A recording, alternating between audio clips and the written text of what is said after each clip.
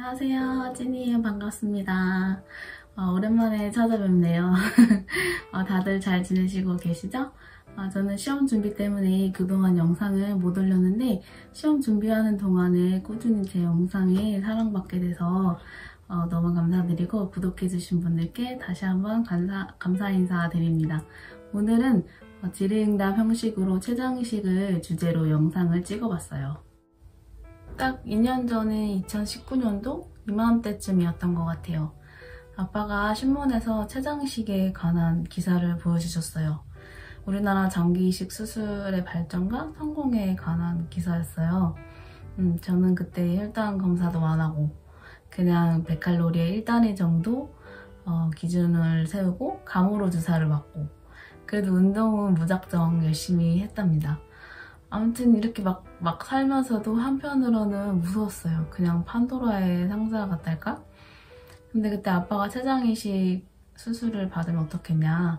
건너 아시는 분은 이제 중국에서 신장이식을 받아서 잘 산다는 얘기도 하시고 저도 인터넷에 좀 찾아보니까 서울 아산병원의 유명한 교수님이 췌장이식 수술을 많이 집도하시고 성공 사례도 많이 홍보가 돼 있더라고요.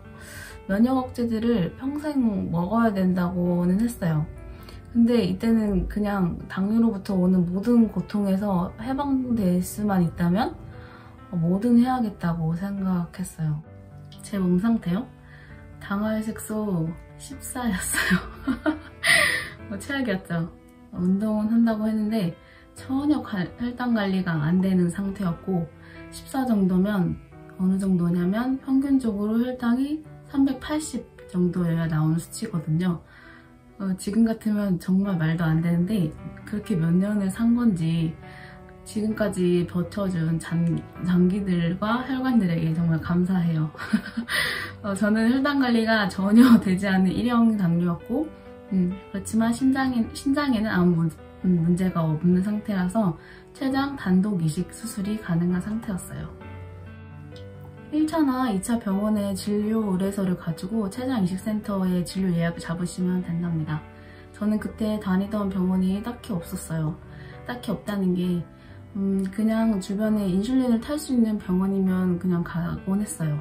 의사에 대한 신뢰가 전혀 없었고 당뇨는 그냥 내가 관리하는 거야. 의사는 약만 처방해주는 사람이야 라고 생각했거든요. 저도 고등학교 때까지는 대학병원에 다니다가 대학 다니고 외국 나갔다 오고 하니까 대학병원에서 예약 잡고 날짜 맞추기가 참 번거롭더라고요. 동네 병원에 가면 혼나기만 하고 한심하게 쳐다보는 의사 선생님들의 눈빛이 싫었어요. 그래서 약만 타는 날라리 환자로 전락했죠. 아무튼 어디서 수술을 받을 건가 결정하려면 의사를 만나봐야 하는데 연세 세브란스 병원이나 서울 아산병원은 3차 병원이 상급 종합병원이라서 1차나 2차의 병원에서 진료 의뢰서를 받아야지 진료를 볼 수 있었던 것 같아요.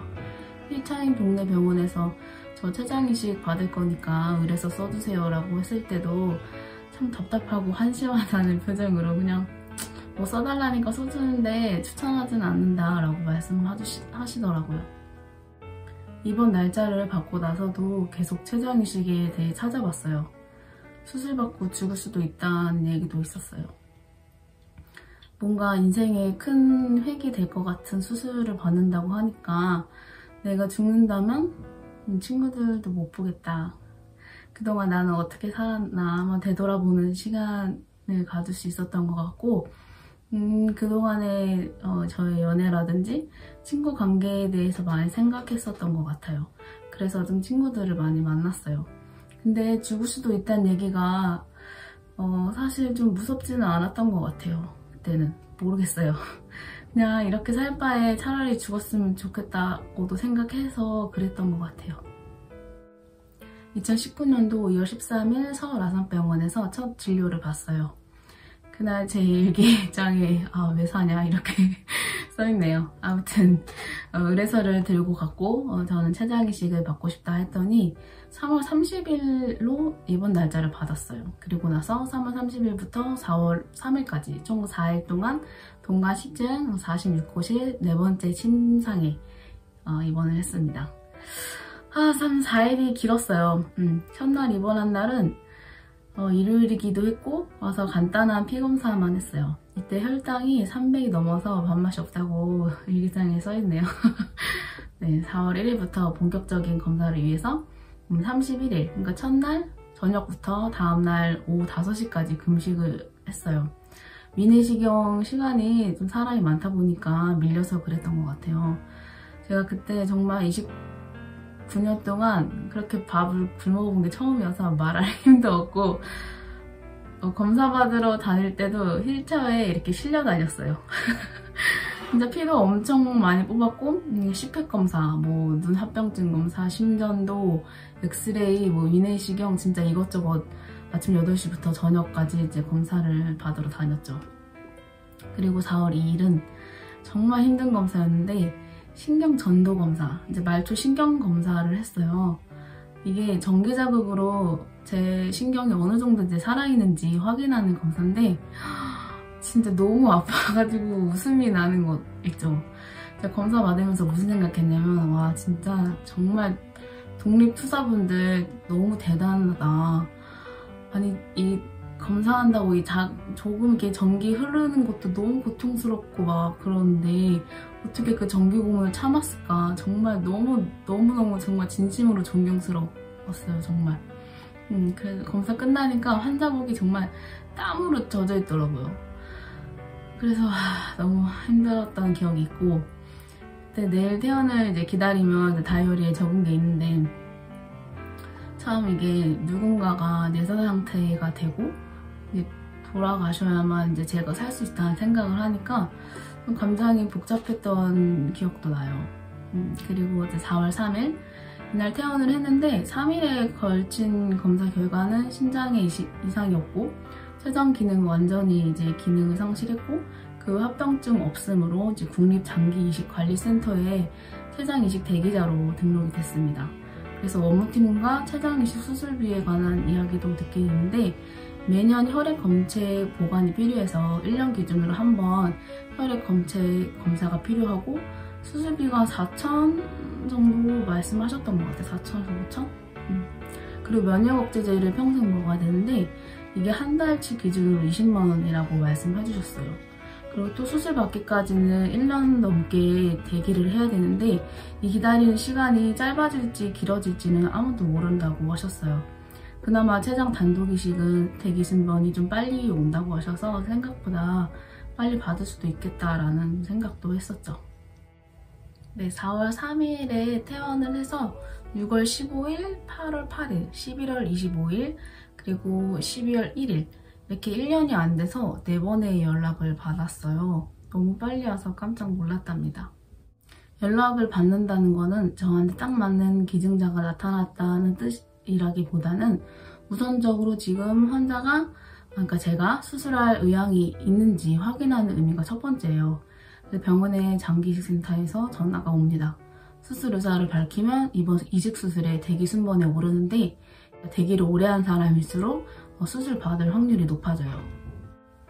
처음 연락받은 6월 15일이 아직도 생생하네요. 새벽에 전화가 왔었어요. 내사자 장기기증이 나왔는데 제가 순번이 높아서 병원에 검사받으러 오시라고 오늘 밤에 당장 수술할 수도 있는데 여러 가지 변수를 말씀해 주셨어요. 첫 번째는 거부 반응 테스트에서 탈락하거나 두 번째, 10건 중에 3건이 이 두 번째 이유로 무산이 되는데 기증자분의 췌장을 꺼내기 전까지는 의사도 췌장의 상태를 정확하게 파악하기 힘들기 때문에 실제로 봐야지 수술 여부를 확인할 수 있다는 거예요. 수술은 이제 방광이나 이제 기타 소장 쪽에 연결을 하고 수술 부작용으로는 뭐 소화 효소가 누수된다든지 환자 본인의 치료 중단 문제를 말씀해 주셨어요. 생각지도 못하게 빨리 연락이 와서 너무 놀라기도 했고 정말 누군가에게 죽어가고 나는 그것을 통해서 건강해진다는 것이 조금 참 기분이 묘했어요. 근데 거의 병원에 다 도착할 때쯤 이식센터에서 전화가 오더라고요. 상황을 지켜봐야 할 것 같다. 이야기를 들어보니까 기증자분의 상태가 처음에는 내사로 판단했는데 갑자기 상황이 호전돼서 내사자로 판단하기가 어렵다는 거예요. 제기 수술의 기회는 없어졌지만 그분 상태가 좋아졌다니까 다행이라는 생각도 들더라고요. 그분의 가족들은 얼마나 안도의 한숨을 내셨을까 생각했어요. 네, 그렇게 첫 번째 연락은 좀 허무하기까지 했는데 그렇게 일단락 됐답니다. 두 번째 8월 8일은 40대 분의 내사자 장기 기증이 있었는데 제가 대기자 명단에 올랐지만 순번이 안 돼서 못했고, 제가 그 후에 8월 13일에 독일에 갔었어요. 그런데 11월 25일에도 한 번 연락이 왔어요. 그래서 가야 되나 말아야 되나 하는데 이번에도 순번이 안 돼서 못한다는 연락을 받았죠. 그리고 나서 12월 1일에 또 한 번 연락을 받았습니다. 근데 이때는 지금까지 연락 와는 분위기부터가 달랐어요. 제가 순번 1번이라는 거 아니겠어요? 진짜 24시간 안에 제가 서울 아산병원에 가 있어야 되는 상황이 온 거예요. 이때는 진짜 피말리더라고요. 그래서 연락을 받은 시간이 독일 시간으로 오전 한 10시, 11시쯤 정말 급하게 집에 와서 짐 정리하고 비행기표 끊고 형부랑 같이 이제 프랑크푸르트 공항으로 달려갔죠. 그때부터 물 포함 모든 음식 금식, 그래서 기내에서도 못 먹고, 그래서 일단 오면 사탕으로 대체하라는 이제 지시도 받고, 그래서 그 비행기 안에서 정말 수술 성공해서 건강해지면 뭐하지? 막 다이어리에 적어 내려가기도 하고, 정말 수술 받는 건가? 막 별 생각 다 하고 이제 병원에 갔어요. 기증자분은 20대의 젊은 여성이라고 하셨죠. 병원에 도착해서 엄청 피를 많이 뽑았어요. 피를 너무 많이 뽑은 기억이 나고, 그런데 갑자기 이제 췌장 적출팀에서 연락이 왔어요. 췌장이 이미 좀 굳어서 수술하기가 힘들다는 거예요. 제가 아까 말한 그 변수 10명 중에 3명, 그게 제가 됐더라고요. 의사 선생님도 제가 급하게 이제 독일에서 온 거 아시고 좀 미안해 하시더라고요. 근데 뭐 의사 선생님 잘못이 아니죠. 아무튼 되게 허무했어요. 이유는 많은데 제가 참 어리석었던 것 같아요. 췌장 이식만 하면 도깨비 방망이처럼 뿅 하고 이제 정상적인 삶을 누릴 수 있을 거라고 긍정적인 측면만 봤더라고요. 부작용은 생각 안 한 건 아니에요. 그런데 그냥 나도 정상인처럼 살 수 있다면, 그거에 더 초점이 맞춰져서 그 주변은 아무것도 못 봤던 것 같아요. 아무리 의술이 발전해서 수술이 성공적으로 끝나더라도 그 후는 정말 아무도 모르는 거거든요. 3개월 안에 췌장이 다시 기능을 상실해도 저는 그 면역억제제를 평생 먹어야 되고, 면역억제제의 부작용으로는 뭐 피부병부터 시작해서 암까지도 발생 가능성이 있다고 해요. 또 2016년 아리조나 대학의 연구팀에서 발표한 논문에 따르면 췌장 단독 이식 수술을 했을 경우 췌장의 생존율이 1년째 78%, 그리고 5년째 53%까지 낮아지고, 췌장과 심장 동시에 이식을 받았을 경우에 1년째는 100%, 2년째는 83%까지 크게 대비되는 수준이더라고요.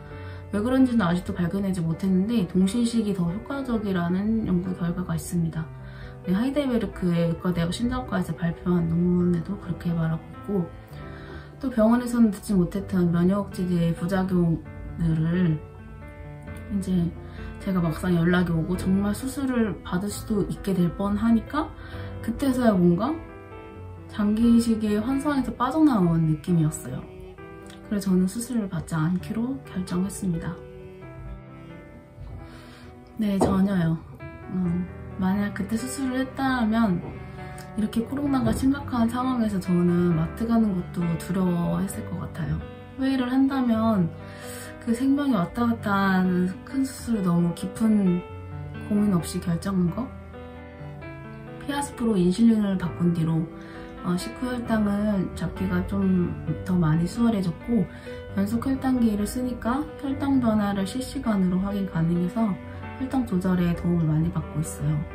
지금은 당화혈색소 6.7로 한 1년 반 정도 이렇게 유지하고 있답니다.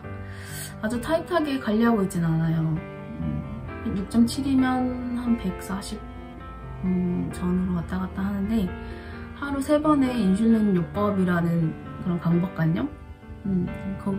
그것으로부터 이제 자유로워지면서 그냥 높으면 맞고 운동하고 낮으면 먹고 그렇게 한답니다. 운동도 꾸준히 하려고 노력하고 있어요. 그래도 2년 전에 이제 당화혈색소 14였던 거에 비하면 정말 많이 발전했다고 생각해요.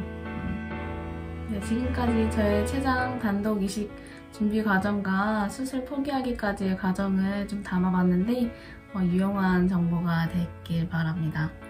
네, 그럼 도움이 되셨다면 좋아요와 구독 버튼 눌러주시고 항상 건강하시고 화이팅 하세요. 안녕.